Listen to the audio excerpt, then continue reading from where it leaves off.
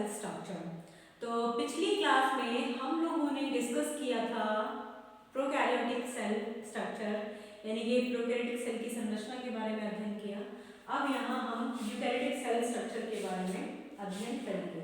देखिए, यूकैरियोट्स में जो है हमारे जितने भी हमारे सेल बाउंड ऑर्गेनेल्स होती हैं, सेल बाउंडेड जो कोशिका उपस्थित होती हैं इसमें पाई जाती हैं। ठीक है, तो यहाँ हमारे यूकैरियोटिक कोशिकाओं के अंदर जो है इसमें हमारी एनिमल सेल, प्लांट सेल और एनिमल सेल,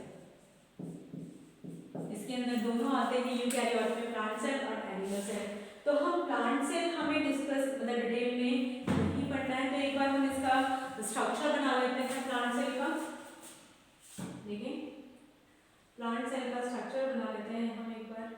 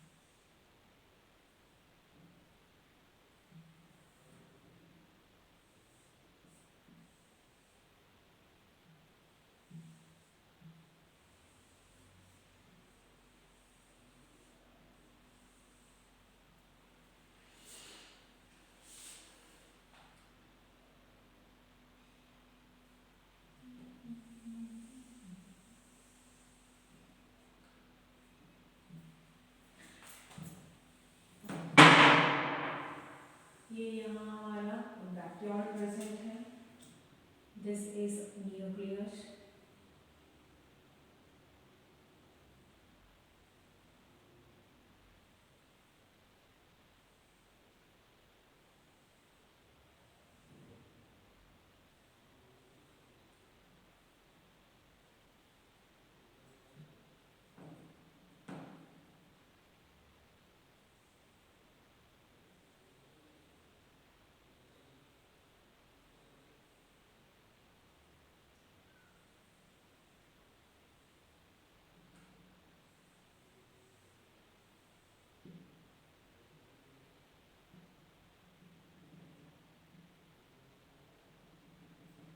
ये देखिए, ये हमारा न्यूक्लियस है।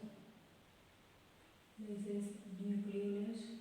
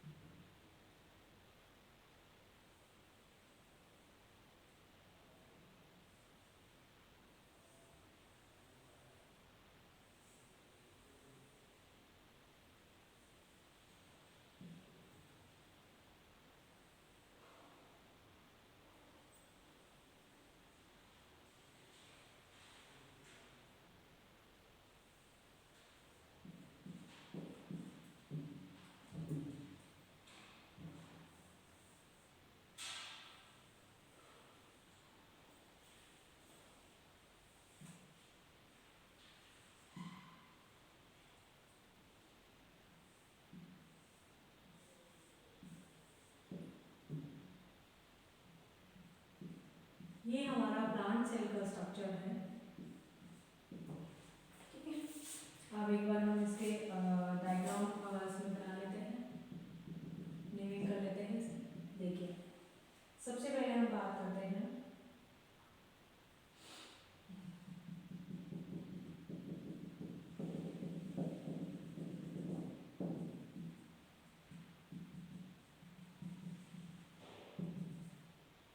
This is cell wall.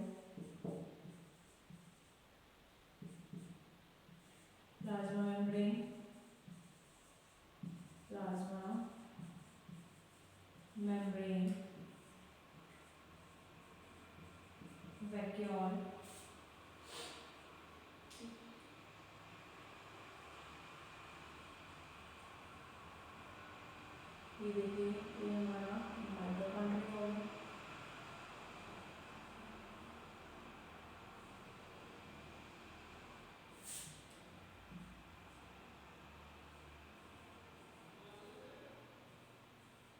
ये हमारा क्लोरोप्लास्ट है।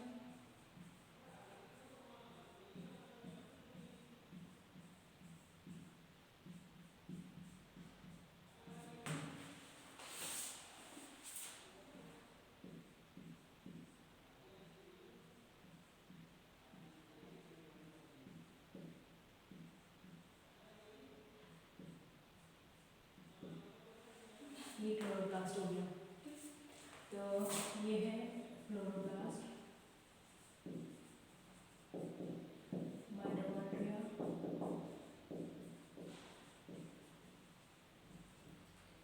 ये Golgi bodies, Golgi bodies,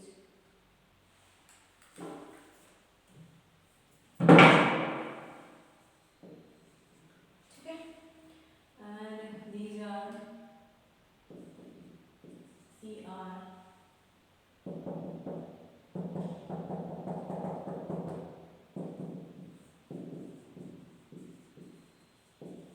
ribosome, nucleus,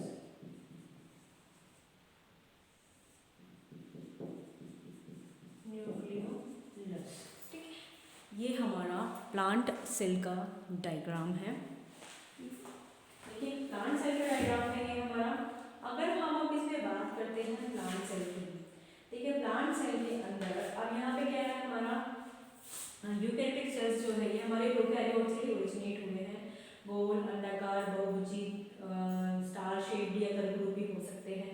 और प्लांट और एनिमल सेल की जो सेल्स होती हैं वो हमारी कैसी होती हैं, वो हमारी यूकैरियोटिक सेल्स मानी जाती हैं। अब इनका जो आकार है, सबसे छोटा जो आकार है वो है माइकोप्लाज्मा का, ठीक है। तो वो हमारी प्रोकैरियोटिक सेल है।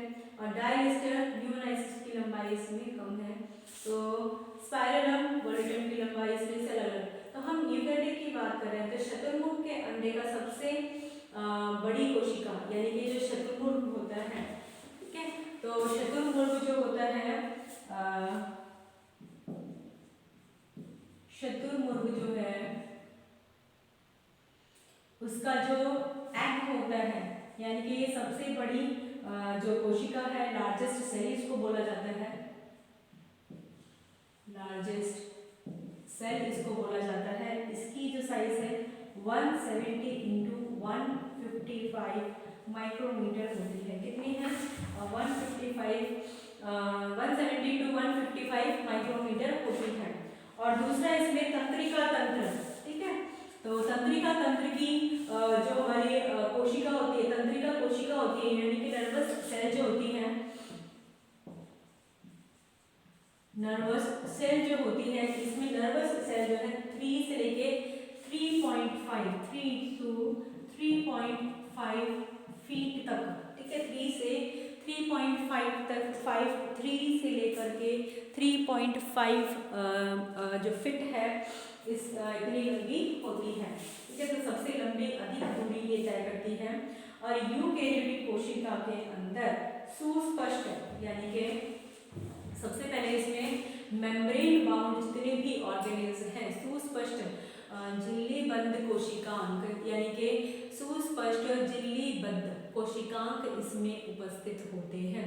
तो सुस्पष्ट झिल्लीबद्ध कोशिकांकों की अगर हम बात कर रहे हैं, यहाँ पे सबसे पहले हमारा आता है न्यूक्लियस। क्या आता है न्यूक्लियस। तो न्यूक्लियस इसके अंदर सुस्पष्ट पाया जाता है।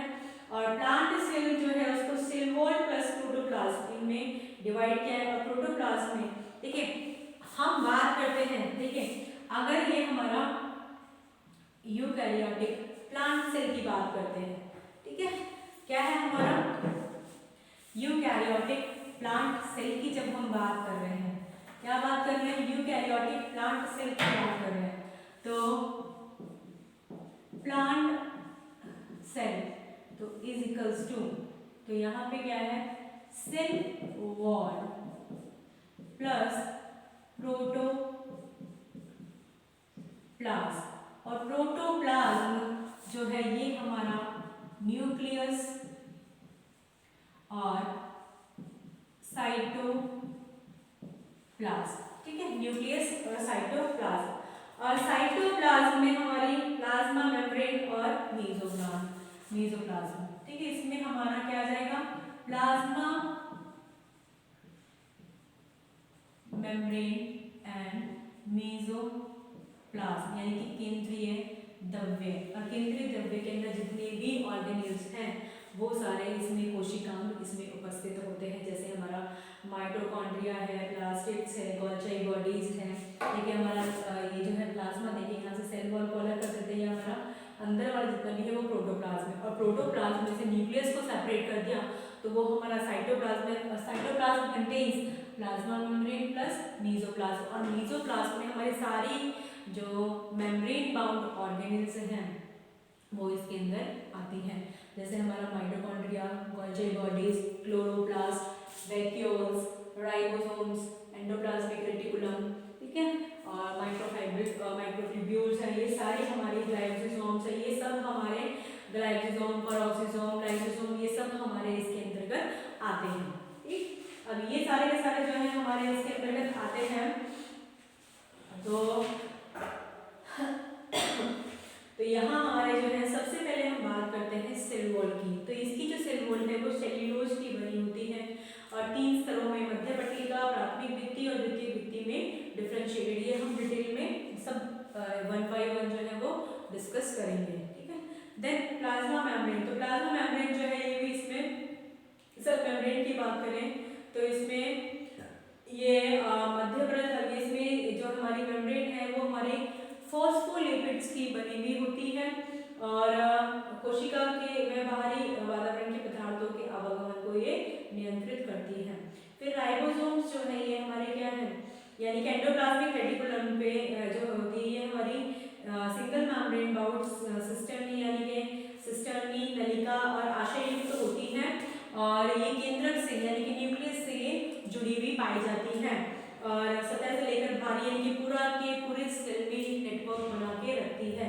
तो राइबोसोम की उपस्थिति जो है, देखिए राइबोसोम उपस्थित है तो वो हमारी रफ वाली आ जाएगी, जिन पे राइबोसोम नहीं होते वो स्मूथ होती है, तो ये चिकने होते हैं और ये लिपिड और स्टेरॉइड का संश्लेषण का स्थान माना जाता है, यानी कि एंडोप्लाज्मिक रेटिकुलम जो है ये लिपिड का और जो स्टेरॉइड्स होते हैं उनके संश्लेषण का एक स्थान होता है।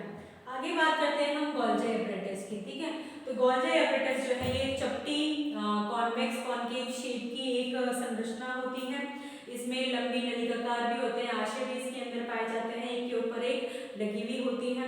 तो इनका काम क्या होता है, यानी कि प्रोसेसिंग, यानी कि जो प्रोटीन बनता है, प्रोटीन कहाँ बन रहा है, राइबोसोम पे बन रहा है, तो वो प्रोटीन बनने के बाद में कहाँ पे, गोल्गी बॉडीज में आकर यहाँ जो है इसमें गोल्गी बॉडीज में आकर के ये यहाँ पे इनका परिपक्वन का यानी कि मैचुरेशन का काम यहाँ पे होता है और ये उसकी निर्धारित जगह पे उसको पहुँचा देता है। अगला है हमारा न्यूक्लियस, देखिए न्यूक्लियस हमारा इस सेंटर में प्लेस्ड है, तो ये कोशिका का एक इसका अभिन्न अंग इसको माना जाता है न्यूक्लियस को।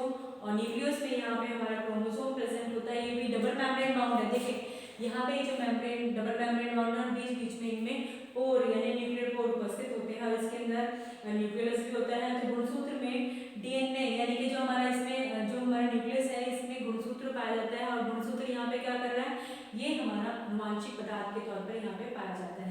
फिर है राइबोसोम, तो राइबोसोम यहाँ पे जो है हमारे लार्ज यूनिट और सब यूनिट यानी कि जैसे हमारे यहाँ पे 80S राइबोसोम पाया जाता है, कितना है राइबोसोम हमारे यहाँ पे 80S प्रकार का पाया जाता है, जो हमारा 60S प्लस 40S सब यूनिट्स में ब्रेक डाउन होता है। क्या है कि जो 80S प्रकार का राइबोसोम यहाँ उपस्थित होता है, 80S राइबोसोम यहाँ पे उपस्थित है जो 60S और 40S में बना हुआ होता है, ठीक है।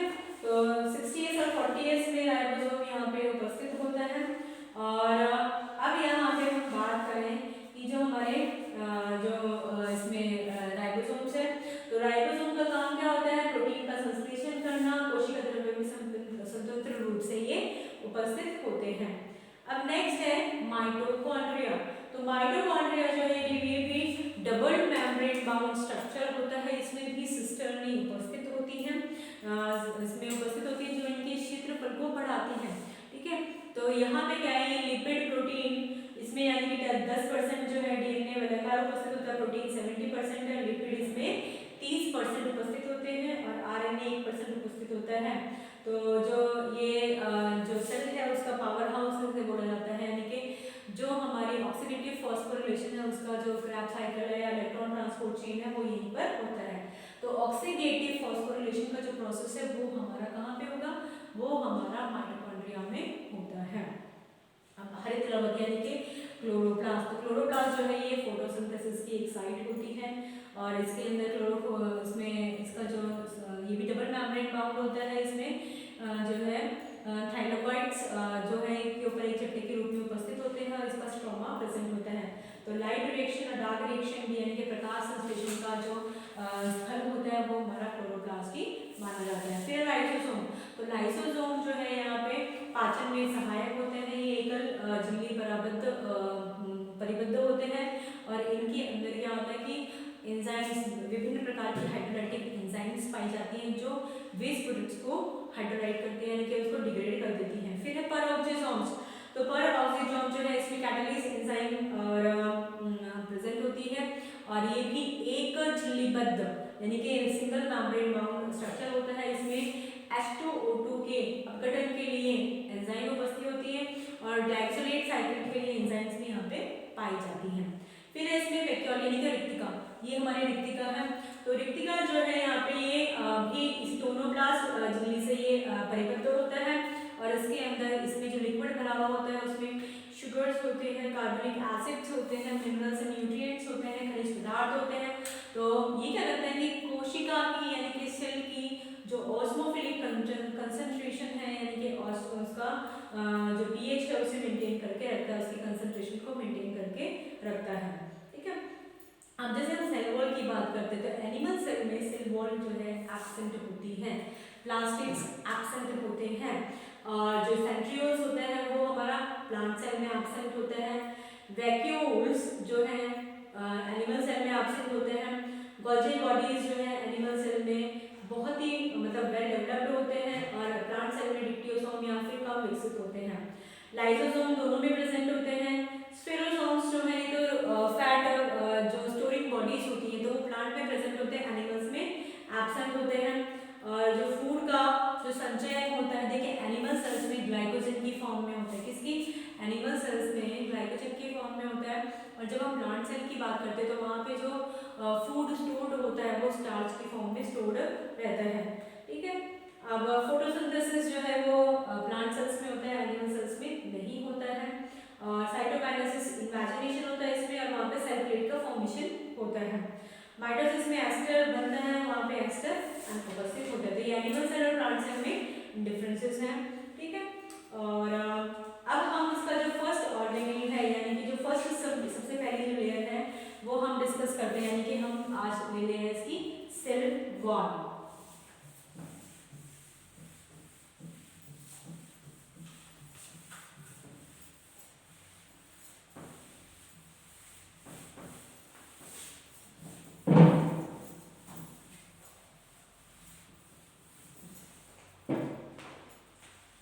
प्लांट सेल वॉल,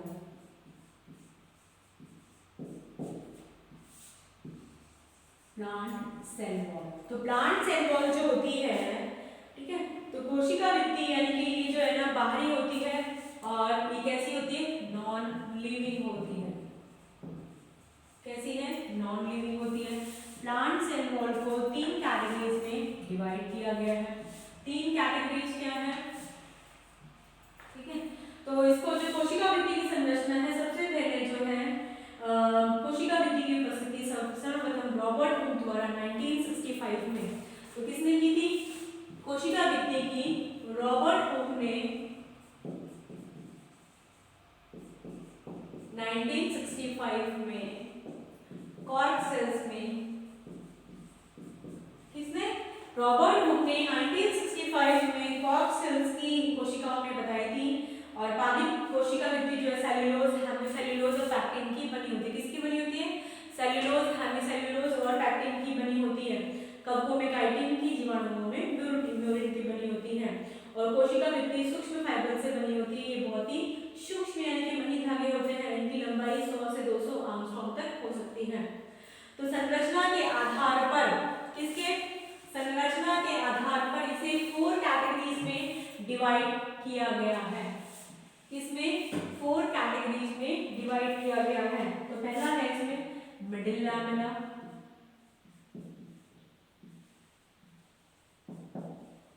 दूसरा है इसके अंदर प्राइमरी सेल वॉल,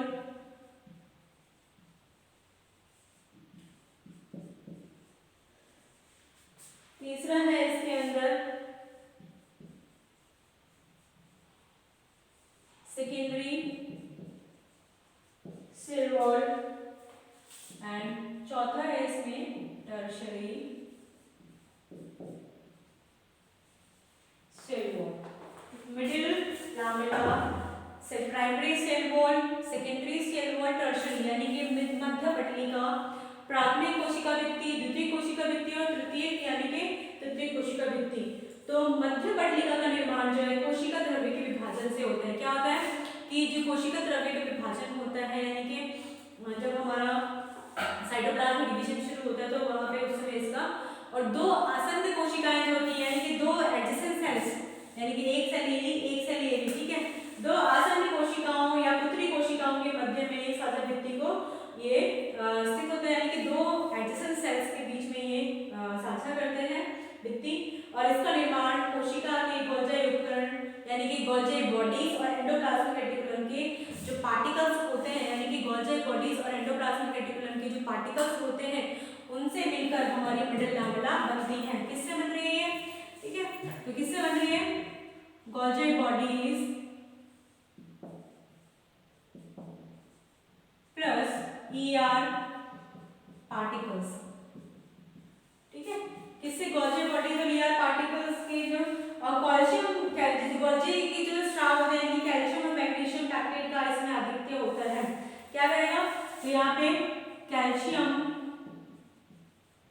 और पैक्टेट जो होते हैं, कैल्शियम और पैक्टेट्स जो होते हैं, मैग्नीशियम पैक्टेट्स, कैल्शियम और यहाँ पे मैग्नीशियम पैक्टेट जो होते हैं उनका आधिक्य इसमें होता है और ये सीमेंट के रूप में कार्य करती है, पैक्टेट और कैल्शियम इसमें, ठीक है, तो यहाँ पे सीमेंट के रूप में कार्य करता है, फ्रेगमोसोम को जोड़ते हैं। और मध्य पटलिका जो है ये अक्रिस्टलीय होती है, प्रकृति की होती है, जो बैक्टीरियल एंजाइम द्वारा आसानी से विघटित हो जाती है।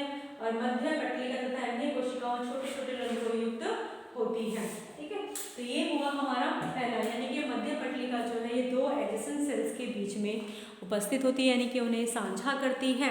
तो दो मध्य कोशिकाएं जो होती हैं उनके बीच की जो सेल्स होती हैं उन्हें ये साझा करती है, ठीक है।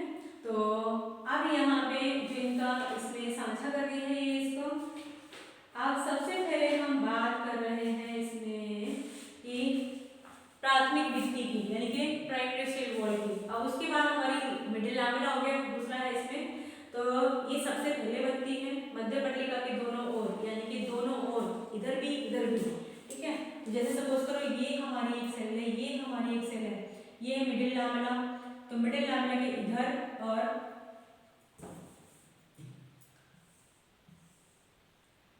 मिडिल लैमेला के यहाँ पे और यहाँ पे, ये मिडिल लैमेला ML, ये हमारी प्राइमरी सेल वॉल, ये इस सेल की, ये इस सेल की, दोनों ओर बनती है ये। और कोशिकाओं की द्रव्य द्वारा स्रावित होती है, बहुत ही पतली लचीली होती है और बहुत ही सूक्ष्म फाइबर इसमें नहीं होते हैं, परंतु कोशिका के परिपक्व होने पर इसमें धीरे धीरे इसमें सूक्ष्म फाइबर धीरे धीरे आ जाते हैं और व्यवस्थित होने से इनकी कोशिका भित्ति की बाहरी सतह पर द्वितीयक भित्ति का निर्माण होना शुरू हो जाता है, यानी कि इसके बाद में द्वितीयक भित्ति का निर्माण होना शुरू हो जाता है। प्राथमिक भित्ति के बाद हमारी क्या बनेगी, यहाँ पे देखिए अंदर की तरफ, इसके अंदर की तरफ द्वितीयक भित्ति का निर्माण होगा। तो सेकेंडरी वॉल जो है वो प्राथमिक भित्ति पर बहुत सारे पदार्थ जो होते हैं उनके निक्षेपण से, यानी कि जब प्राथमिक भित्ति पे प्राइमरी सेल वॉल पे दूसरे जो कंपाउंड्स हैं उनका निक्षेपण शुरू, देखिए कैसे होगा, ये हमारी प्राइमरी सेल वॉल है, ठीक है, इसके ऊपर हमारी ये सेकेंडरी की जो अलग अलग लेयर्स होती हैं ये हमारी एस एस एस, ठीक है। तो ये हमारे डिफरेंट लेयर्स हैं, तो S1 S2 एंड S3। तो इस तरीके से S1 S2 एंड S3 हम सेकेंडरी का है। तो ये सूक्ष्म फाइबर यहाँ पे जैसे हमारे इस परत में सूक्ष्म फाइबर समानांतर रूप से व्यवस्थित होते हैं। परिपक्व कोशिका भित्ति में ये स्पष्ट दिखाई देते हैं, यानी कि 4 से 10 माइक्रोन वायका फाइबर जरूरत में द्वितीय की भित्ति जो है रासायनिक पदार्थों के निक्षेपण से स्पष्ट दिखाई देती है, यानी कि वायका जो होती है, टारगेट जो होती है, वेसल्स जो होती है सॉरी, उनके अंदर ये दिखाई देती है। तो S1 S2 एंड S3, तो S1 सबसे प्राइमरी सेल वाली, S2 मध्य होती है, S3 सबसे अंदर वाली होती है, जो अंदर की तरफ प्लाज्मा मेम्ब्रेन से जुड़ी हुई होती है। तो सबसे पतली या महीन परत है, सबसे मध्य परत सबसे मोटी होती है, जो विभिन्न पदार्थों के निक्षेपण से स्थूलित हो जाती है, और इसका काम होता है सेल को यांत्रिक सहायता प्रदान करना और कोशिका अवकाश के संपर्क में रहती है, ठीक है। बहुत ही पुरानी सेल्यूलोज और हेमिसेल्यूलोज की बनी होती है, किसकी? सेल्यूलोज और हेमिसेल्यूलोज की।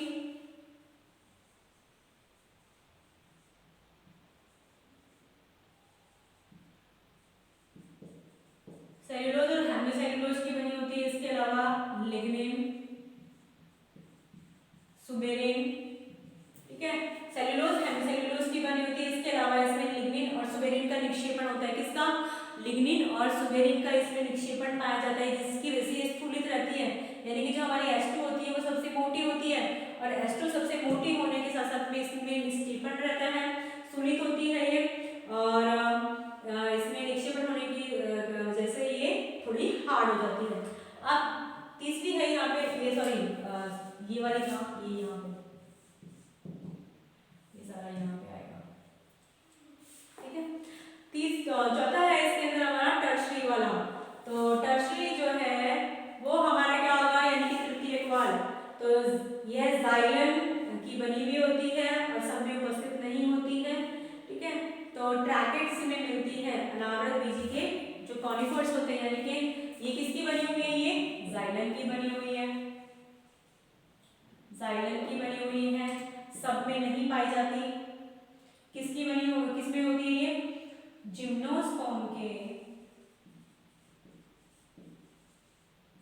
जिम्नोस्पर्म के जो कॉनिफर्स होते हैं, कॉनिफर्स के जो ट्रैकेट्स हैं उनमें ये उपस्थित होती है। जिम्नोस्पर्म के ट्रैकेट्स में ये जो टर्शरी वॉल है वो प्रेजेंट होती है, ठीक है, और ये आसानी से पहचानी जा सकती है। चलिए, ये तो हमारे विभिन्न प्रकार की। अब इसका अल्ट्रा स्ट्रक्चर,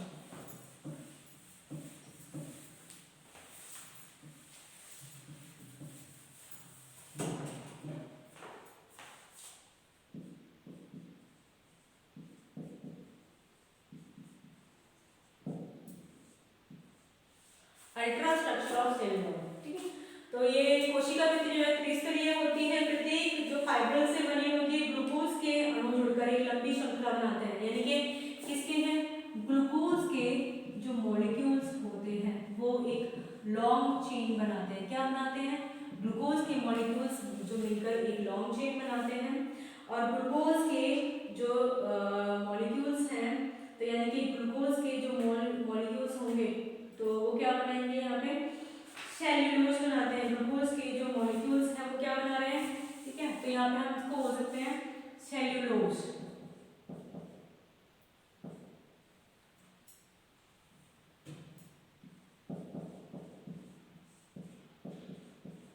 ठीक है। अब सेल्यूलोज के जो 100 मॉलिक्यूल्स हैं वो क्या बनाएंगे? माइसेली।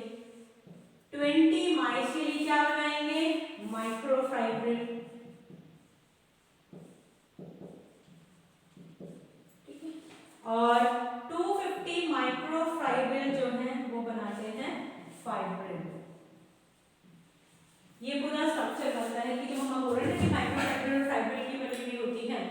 तो जो ग्लूकोज के मॉलिक्यूल्स होते हैं वो एक लॉन्ग चेन्स बनाते हैं, और ये जो लॉन्ग चेन है हम सेल्यूलोज भी बोल सकते हैं। तो ये 100 श्रृंखलाएं, यानी कि जो हमारी ये क्या है, इसकी 100 श्रृंखलाएं लॉन्ग चेन्स बना रहे हैं। ग्लूकोज के मॉलिक्यूल्स जो है लॉन्ग चेन्स बना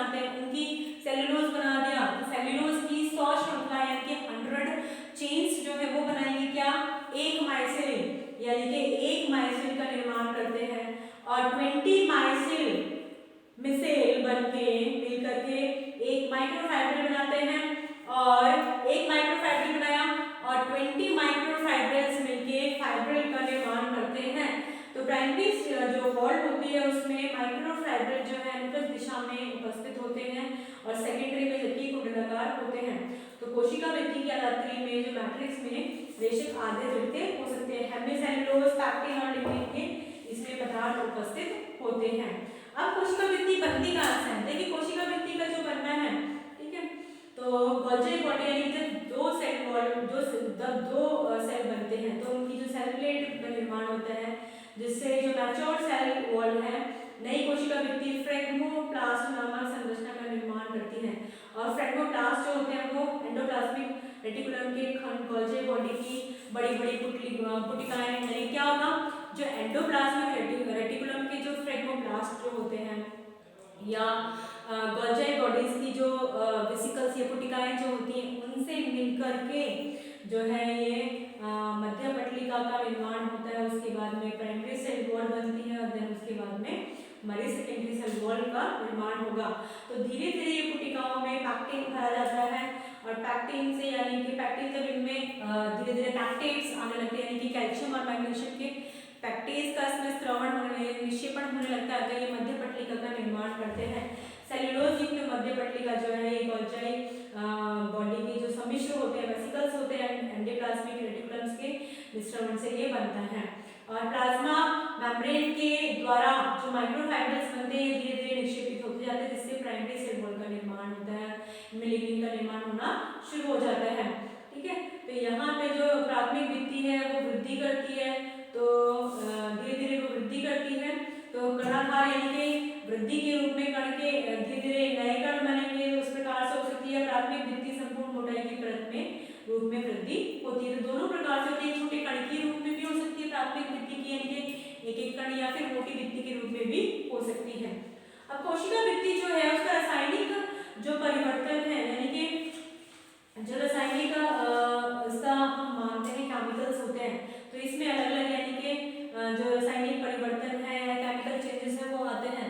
तो केमिकल चेंजेस में सबसे पहले है लिग्निन यानी कि केमिकल चेंजेस में केमिकल्स इन सेल वॉल। ठीक है, तो केमिकल चेंजेस क्या होंगे, तो जो चेंजेस आएंगे सबसे पहले है लिग्निन इसे कह सकते हैं लिग्निफिकेशन।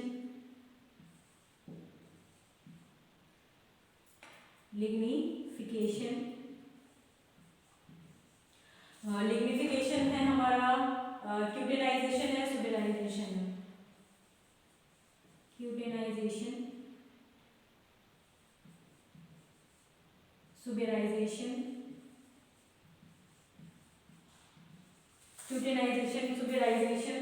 ठीक है, तो ये हमारे इसके अंदर पैक्टिन है, सेल्यूलोज है। ठीक है, तो इसके अलावा से अब सबसे पहले हमारा तीन क्या है, ये फर्स्ट है हमारा लिग्निन। ठीक है, तो लिग्निन क्या होता है, lignin is a vaccine material. तो लिग्निन सेल्यूलोज और कार्बोहाइड्रेट के रूपांतरण से निर्मित होता है। ठीक है, तो यहाँ पे क्या होता है कि जो लिग्निन जो है ये कार्बोहाइड्रेट के रूपांतरण से निर्मित होता है। कैसे कि जो ये पानी को सोख लेता है, क्या करता है, जब कार्बोहाइड्रेट यानी कि जो हमारा सेल्यूलोज होता है ये पानी को सोख लेता है और बाद में पानी के लिए ही अपारगम होता है। जैसे सीमेंट होता है, सीमेंट में अगर हम एक बार पानी मिला दें तो वो क्या करेगा, पानी को एब्जॉर्ब कर लेता है और धीरे धीरे उसके लिए इम्परमिएबल अपारगम्य हो जाता है। ठीक है, तो प्राथमिक भित्ति पर लिग्निन की जमाव से कोशिका भित्ति स्थूलित और दृढ़ हो जाती है, डेड हो जाती है सेल, और ये बाद में उसे यांत्रिक सहायता प्रदान करती है जो जब इसमें समाप्त हो जाता है। और संवहन के कार्य में कोशिकाएं या फिर वाहिका यानी कि वेसल्स हैं, ट्रैकेट्स हैं, उनमें ये उपस्थित होता है लिग्निफिकेशन। फिर है क्यूटेनाइजेशन। देखिए क्यूटेन मोम जैसा पदार्थ होता है, वैक्सी मटेरियल होता है जो प्लांट्स होते हैं उनके जो एरियल पार्ट्स होते हैं जैसे लीव्स है, स्टेम है, कुछ प्लांट्स की फ्लावर्स होते हैं उनके ऊपर ये क्यूटिकल के फॉर्म में उपस्थित होता है। तो क्यूटिन जो है ये क्या होता है, एक फैटी एसिड एनहाइड्राइड होता है। क्या होता है ये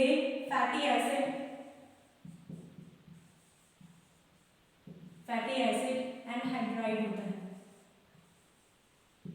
फैटी एसिड एनहाइड्राइड होता है, ठीक है।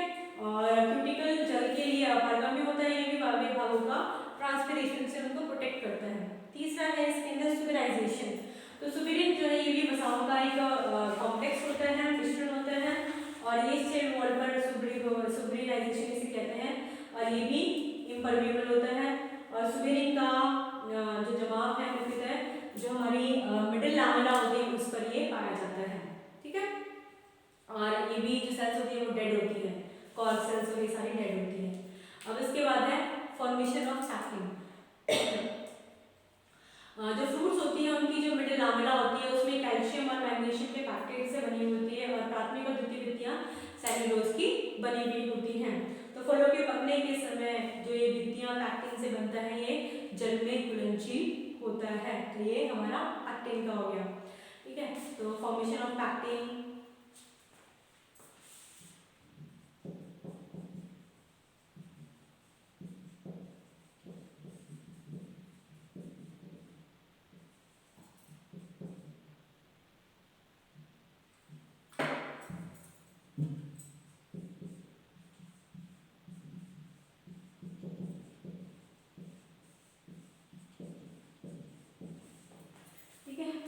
अब है डिपोजिशन ऑफ सेल्यूलोज। तो कुछ प्लांट सेल्स जो होती हैं उनके अंदर कॉलेनकाइमा और कपास के रेशों में सेल्यूलोज द्वारा निर्मित प्राथमिक भित्ति पर सेल्यूलोज का जमाव हो जाता है। क्या है कि जैसे कपास होती है और जो रेशे होते हैं कॉलेनकाइमा उनमें कपास सेल्यूलोज का निक्षेपण हो जाता है। फिर है म्यूसिलेज, सिक्रीशन ऑफ म्यूसिलेज, जैसे भिंडी होती है, ठीक है, सिक्रीशन ऑफ म्यूसिलेज, जैसे भिंडी होती है, भिंडी में लिसलिसा पदार्थ जो निकलता है, ठीक है। तो वो क्या होता है कि जो सेल्यूलोज अपघटित होकर कुछ अवस्थाओं में लसलसे पदार्थ को निर्माण करता है, जिसे हम म्यूसिलेज कहते हैं। और म्यूसिलेज अधिक मात्रा में जल को अवशोषित कर तरल में गाढ़ा हो जाता है। भिंडी में, ग्वारपाठे में, ये सब फूल के बीजों में ये म्यूसिलेसिस लेजिनस जो कंपाउंड है, पदार्थ है, वो बनता है, ठीक है। अगला जो है इसके अंदर वो है मिनरलाइजेशन। तो कुछ प्लांट्स में दृढ़ता के लिए खनिज पदार्थ silica, calcium carbonate, calcium oxalate इनकी भित्ति में जमाव हो जाता है, जिसे हम मिनरलाइजेशन कहते हैं। अब इसके अलावा कुछ अलग जो कंपाउंड्स हैं उनका भी डिपोजिशन हो जाता है, जैसे इंटरसेल्युलर जो भूमिकाएं बन जाती है, जैसे साइजिनस कैविटी और साइजोलाइजिनस कैविटी है, तो चीड़ के अंदर, और लाइसिजिनस कैविटी। तो इस प्रकार से जो कैविटीज होती है अंदर की तरफ बन जाती हैं और बड़े बड़े रिक्त स्थान में बन जाते हैं, और जिससे ये क्या करते हैं कि ऑयल की या फिर कैनाल्स के रूप में रेजिन का इसमें डक्टिंग इसमें यानी कि रेजिन इसमें उपस्थित होता है, यानी कि वहाँ पे इनका निक्षेपण होना शुरू हो जाता है। साइजिनस में क्या है कि कोशिकाएं एक दूसरे से अलग हो जाती हैं साइजिनस में, और रिक्त स्थान बना लेती हैं, और चीड़ के पेड़ में पाई जाती है। साइजोलाइसिजिनस जो होती हैं उनमें अंतराकोशिकीय स्थानों पर ये कोशिकाएं नष्ट होने से ये बनती है, तो मक्का के प्रयोग में ये पाई जाती है। तो ये हुआ हमारा इसमें कोशिका भित्ति का कंप्लीट, इसके अंदर स्ट्रक्चर।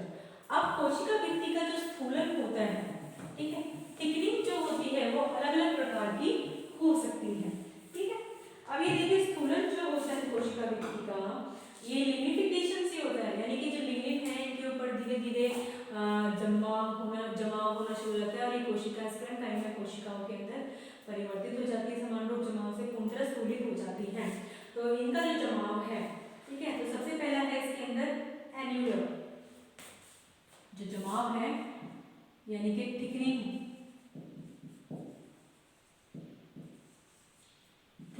Of cell wall. तो पहला इसके अंदर है एन्यूलर, ठीक है। तो एन्यूलर के लिए हम बोल रहे हैं यानी कि वलयाकार कोशिका भित्ति की सतह पर लिग्निन जो है छल्लों के रूप में, तो प्रोटोजाइलम की वाहिनिकाओं में ये उपस्थित होता है, यानी कि थिक जो छल्ले हैं उनके रूप में उपस्थित हो जाता है। जैसे ये छल्ले कैसे होंगे, देखिए ये हमारी इसमें ये है, तो ये छल्ले इस तरीके से ये हमारे स्थूलन पाया जाता है, या इस तरीके से हो सकता है। तो ये जो स्फुलन है हमारा। फिर है सेकेंड इसमें रेटिकुलेट, जालिकावत। तो इसकी जो थिकनिंग है जालिकावत, यानी कि ये देखें, ये हमारी जालिकावत जो है, ये हमारा जो है ये जालिकावत पट्टियों के रूप में आड़ी टेढ़ी पट्टियां जो होती हैं उनके रूप में ये हो सकता है। यानी कि जैसे ये हमारा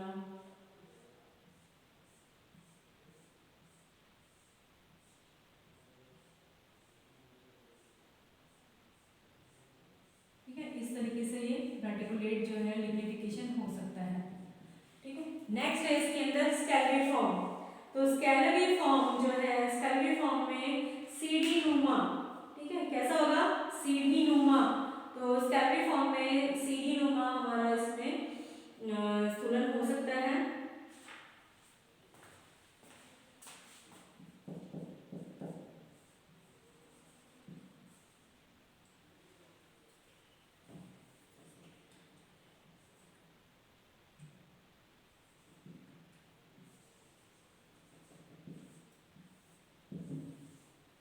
ये देखिए सीढ़ी नुमा इसमें स्थूलन हो सकता है।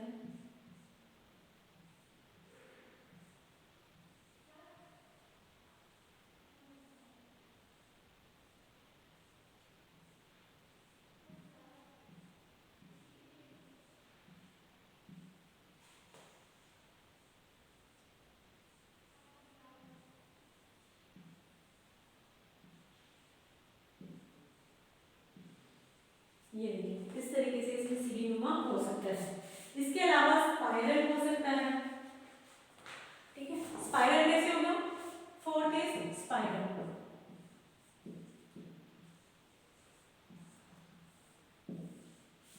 ठीक है, फोर्थ जो है, पांच जो फोर्थ है वो होता है स्पाइरल।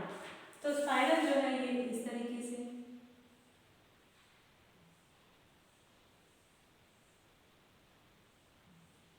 ये हो सकता है, या फिर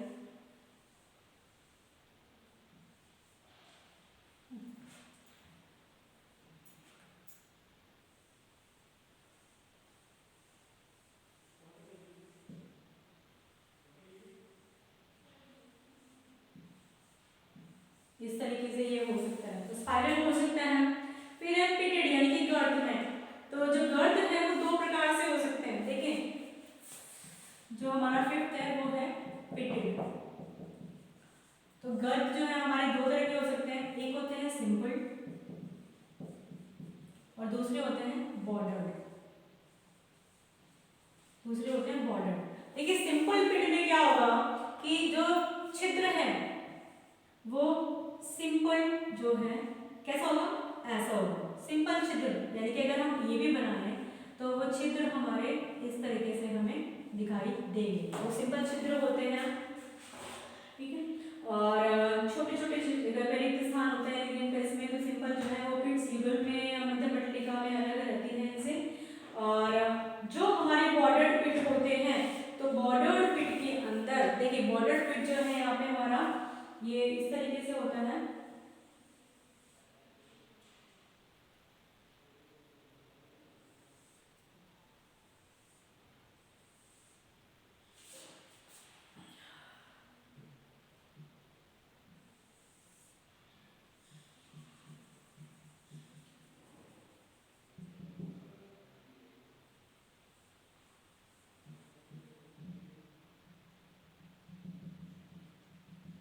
तो इस तरीके से ये एक अपर्चर होता है जो खुलता भी है और बंद भी आता है।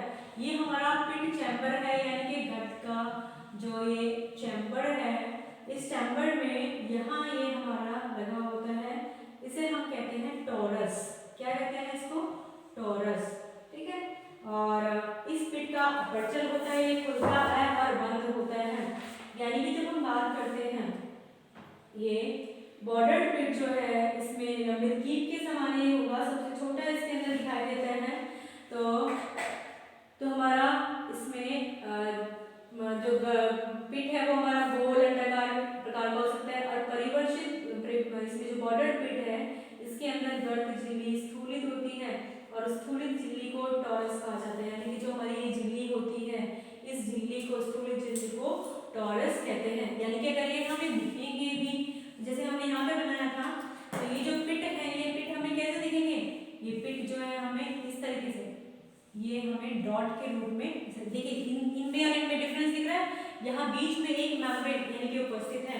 देखो अब कोशिका भित्ति का काम क्या होता है, तो मैकेनिकल सपोर्ट देती है, दूसरा इसकी शेप मेंटेन करके रखती है, एक्सोस्केलेटन होती है क्योंकि निर्जीव है ये, ट्रांसपिरेशन और जो ट्रांसपोर्ट होता है और सिक्रीशन है, एब्जॉर्प्शन है, उनमें एक इम्पॉर्टेंट रोल प्ले करती है।